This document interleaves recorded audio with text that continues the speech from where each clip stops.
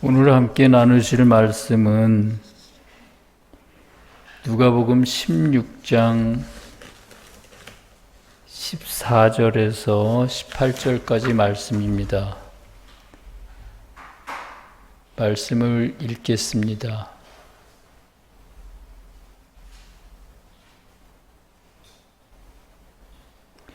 바리새인들은 돈을 좋아하는 자들이라 이 모든 것을 듣고 비웃거늘 예수께서 이르시되 너희는 사람 앞에서 스스로 옳다 하는 자들이나 너희 마음을 하나님께서 아시나니 사람 중에 높임을 받는 그것은 하나님 앞에 미움을 받는 것이니라. 율법과 선지자는 요한의 때까지요 그 후부터는 하나님 나라의 복음이 전파되어 사람마다 그리로 침입하느니라. 그러나 율법의 한 획이 떨어짐보다 천지가 없어짐이 쉬우리라. 무릇 자기 아내를 버리고 다른 데 장가드는 자도 간음함이며 무릇 버림당한 여자에게 장가드는 자도 간음함이니라. 세교의 가르침 인내의 교리 156항에 있는 내용을 소개해 드리겠습니다. 만일 쓰임의 행위를 계속하지 않고 멈춘다면 멈춰있는 그 상태에서 그는 모든 악한 사랑과 그것에서 비롯한 정욕으로 돌아설 수 있으며 또 인내의 행위를 멈출 뿐 아니라 선한 일로부터 떠날 것입니다. 인내는 그렇게 그 반대되는 것으로 인해 무너지며 그때 그는 두 주인을 섬기게 됩니다.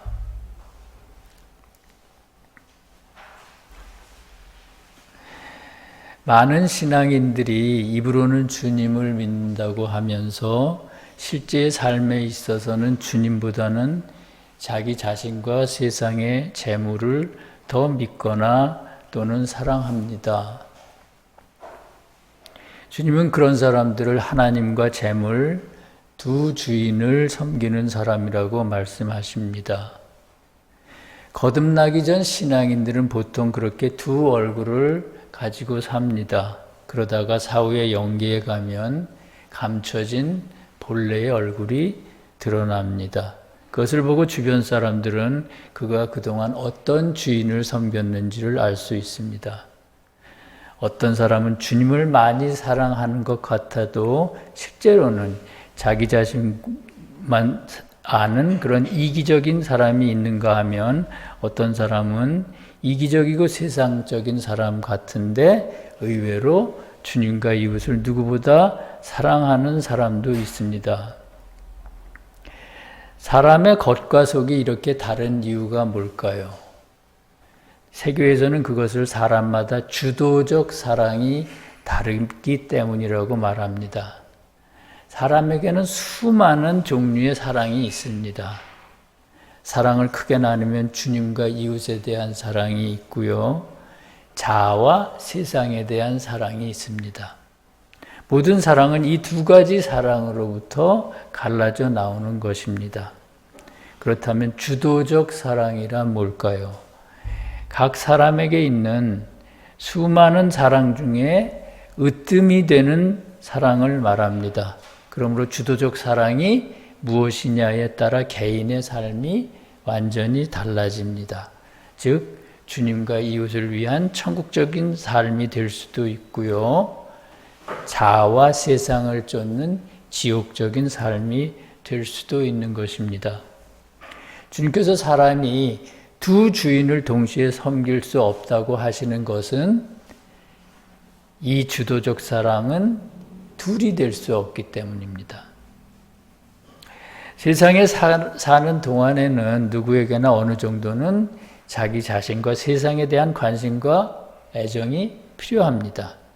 그러나 신앙인이라면 그것들이 주님과 이웃에 대한 사랑보다 더 크면 안 됩니다. 다시 말하면 주님에 대한 사랑이 주가 되어야 하고요. 나머지 다른 사랑은 보조적인 사랑이 되어야 한다는 것입니다. 만약 그 반대가 된다면 그 사랑의 끝에는 세상의 온갖 탐심과 정욕이 기다리고 있습니다.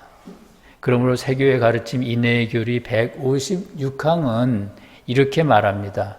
만일 쓰임의 행위를 계속하지 않고 멈춘다면 멈춰있는 그 상태에서 그는 모든 악한 사랑과 그것에서 비롯한 정욕으로 돌아설 수 있으며 또 인내의 행위를 멈출 뿐 아니라 선한 일로부터 떠날 것이다.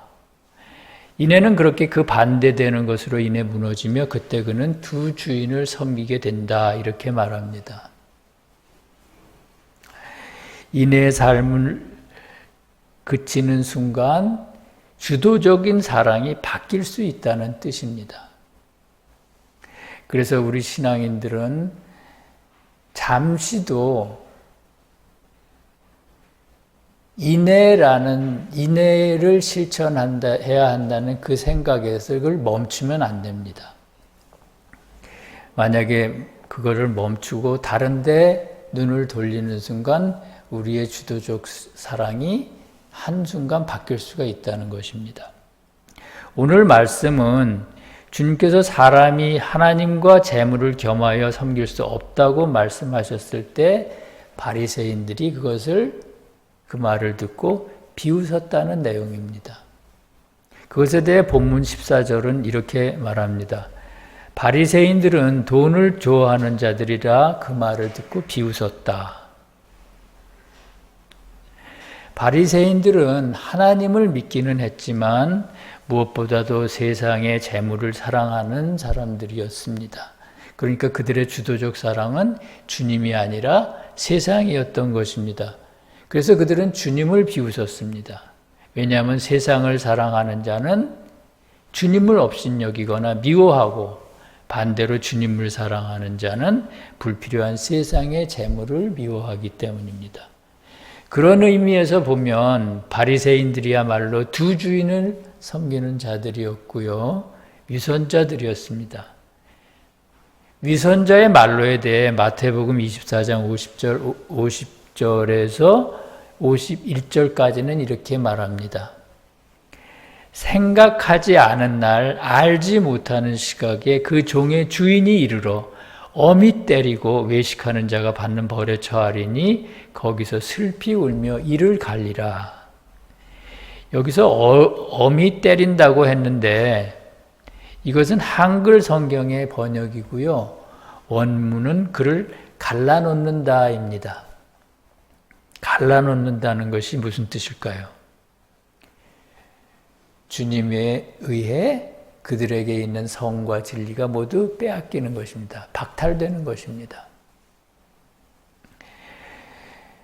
주님은 왜 위선자들에게 있는 선과 진리를 모두 빼앗으실까요? 그대로 두면 선과 진리를 더럽힐 수 있고요. 그것은 용서받을 수 없는 큰 죄이기 때문입니다. 차라리 선과 진리가 하나도 없는 편이 낫다는 것입니다. 더럽힐 바에는요. 선과 진리가 없고 악과 거짓된 것만 남아있는 사람을 한번 상상해 보십시오. 인간에 대한 동정이나 연민 따위는 없고 오로지 자기만 알고 그리고 이웃을 어떻게든지 짓밟고 자기만 올라서기를 바라는 그런 사람을 한번 상상해 보십시오. 참으로 끔찍한 일이 아닐 수가 없습니다. 하나님의 말씀을 비웃는 위선자들이 받을 벌이란 바로 그런 것입니다. 바리새인들이 비웃는 것을 보시고 주님께서 이렇게 말씀하셨습니다. 15절 말씀입니다. 너희는 사람 앞에서 스스로 옳다 하는 자들이나 너희 마음을 하나님께서 아시나니 사람 중에 높임을 받는 그것은 하나님 앞에 미움을 받는 것이다. 이렇게 말씀하셨습니다. 바리새인과 같은 위선자들은 양심이 마비된 사람들입니다. 그래서 자신의 속마음을 들여다볼 수가 없습니다. 그러니까 반성을 할 수가 없다는 것입니다. 그래서 자신이 얼마나 끔찍한 사람인지를 모르고요. 오히려 높아지기를 원하고 이웃들로부터 존경받기를 원합니다. 또 자기 생각과 다르면 하나님의 말씀조차도 인정하지 않고 비웃습니다. 주님은 그런 그들에게 너희가 하나님 앞에 미움을 받을 것이라고 하셨습니다. 위선자들이 하나님의 말씀을 부인하는 것과 관련해서 천국의 비밀 9264항은 주님에게서 나오는 선과 진리를 부인하는 것은 사람 안에 있는 선을 파괴하는 것이고 그러므로 주님을 파괴하는 것이다 이렇게 말합니다. 그러니까 바리새인들이 주님을 비웃을 때 그들은 자기 안에 있는 주님의 생명인 선을 파괴하고 결국은 주님을 죽였다는 것입니다.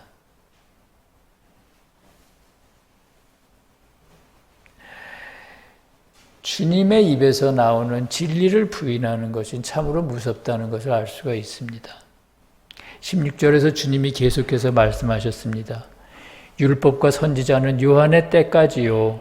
그 후부터는 하나님 나라의 복음이 전파되어 사람마다 그리로 침입하느니라 이렇게 말씀하셨습니다.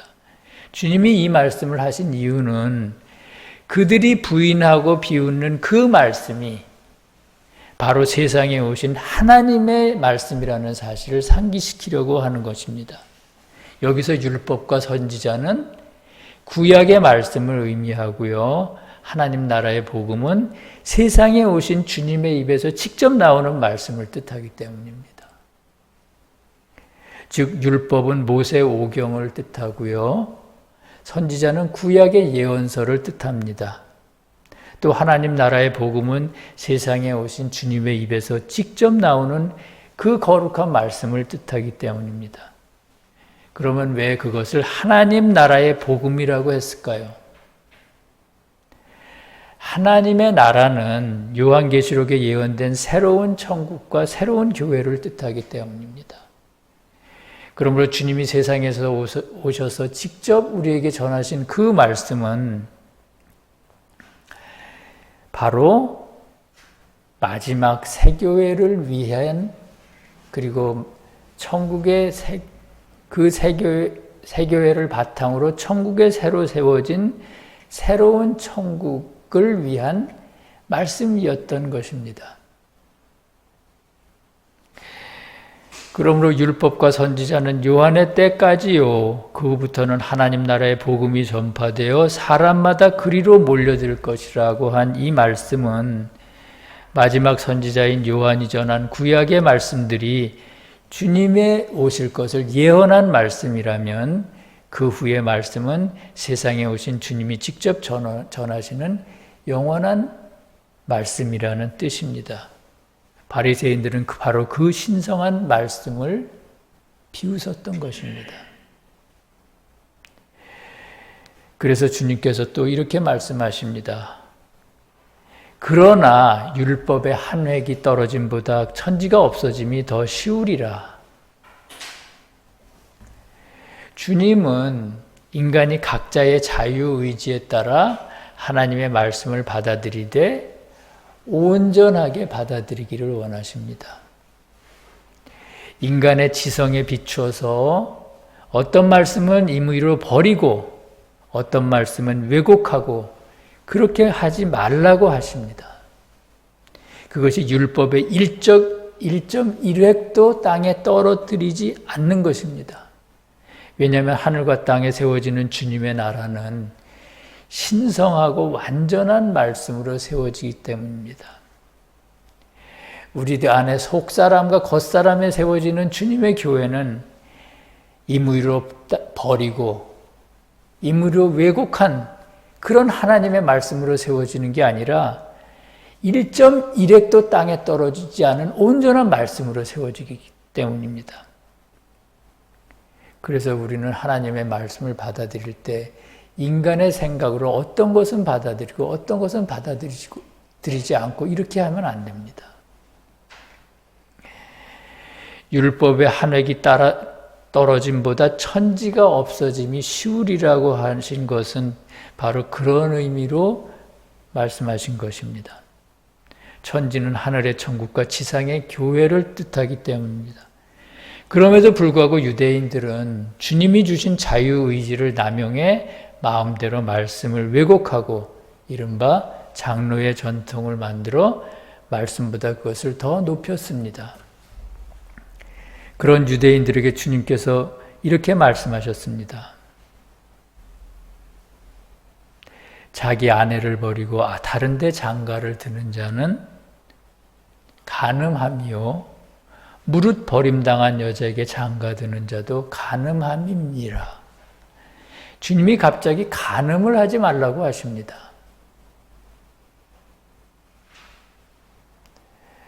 두 주인을 섬기지 말라고 하시고 그것을 비웃는 사람들에게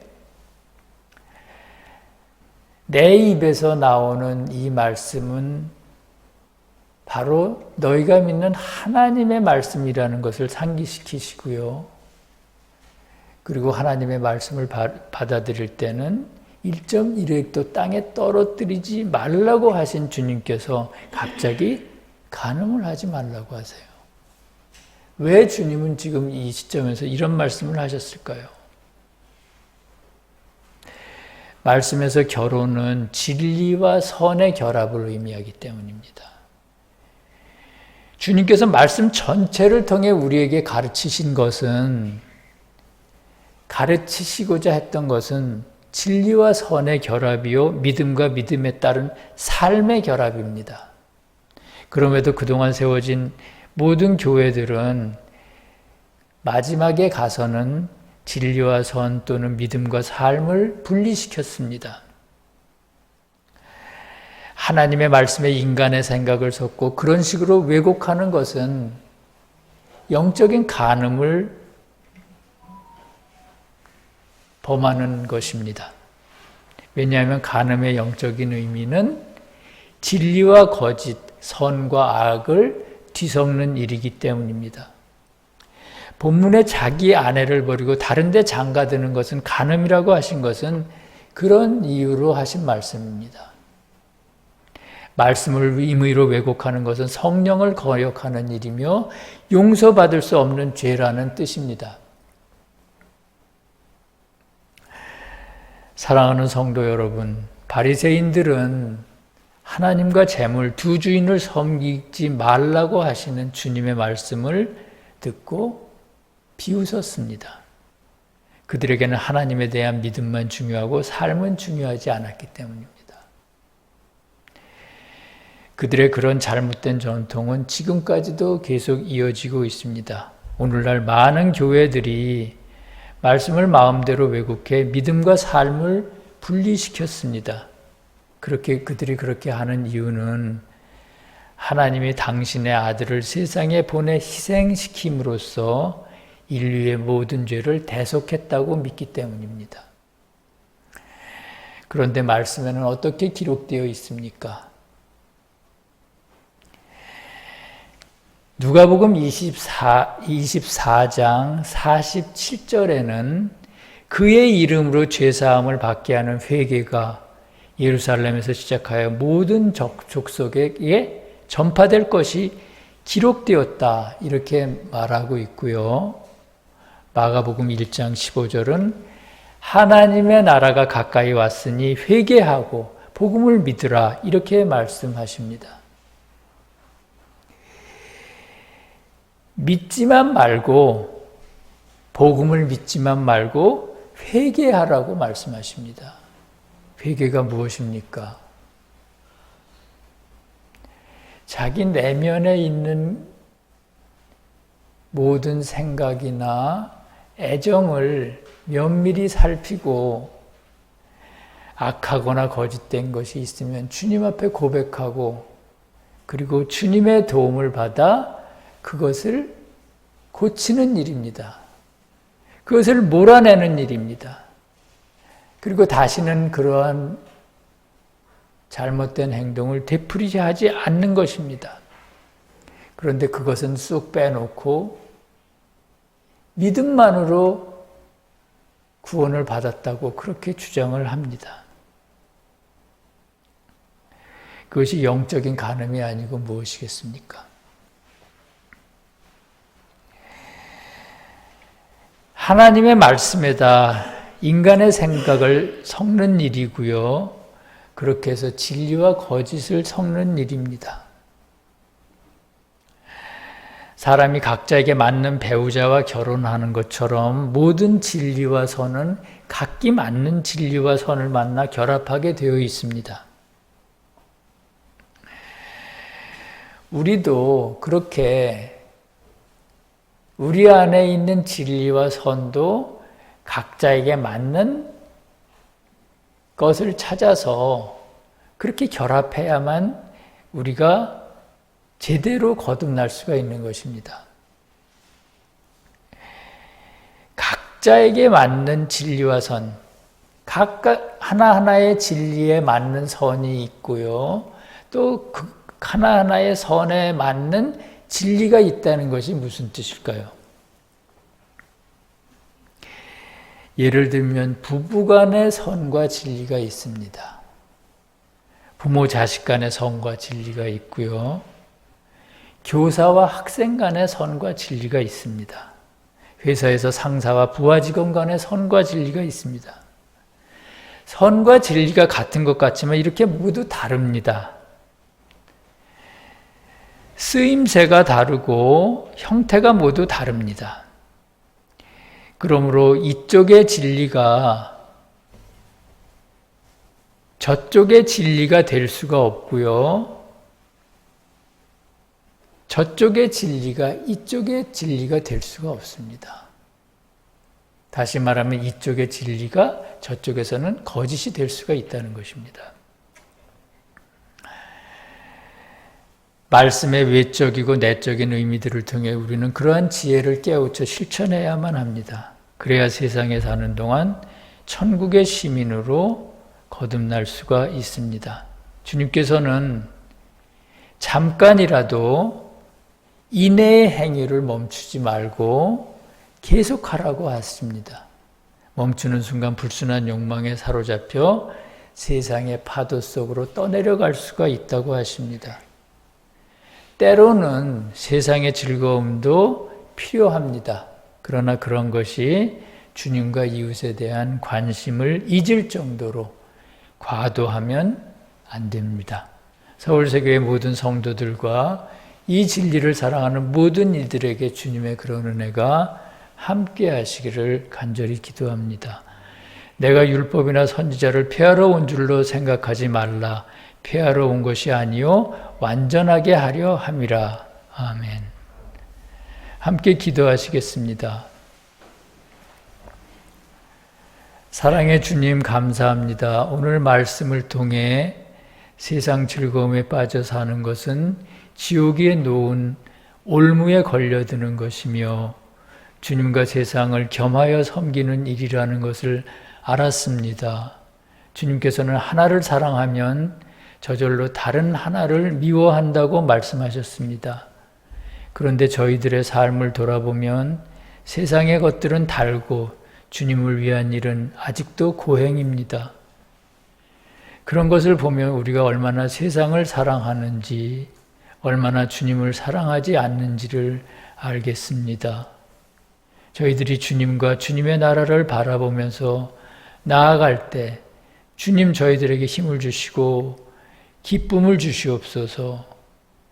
세상에 대한 혐오를 주시옵소서. 과도한 물질과 명예에 대한 그런 욕망을 혐오하게 하시옵소서. 저희 마음이 그렇게 세상으로 과도하게 기울어질 때 주님 사랑의 매로 저희를 다스려 주시고 깨우쳐 주님을 바라보게 하옵소서. 그래서 매일같이 조금씩이라도 주님과 이웃을 위한 인애를 실천하게 하옵소서. 나라와 권세와 영광이 우리 주 예수 그리스도께 영원히 있사옵나이다. 아멘.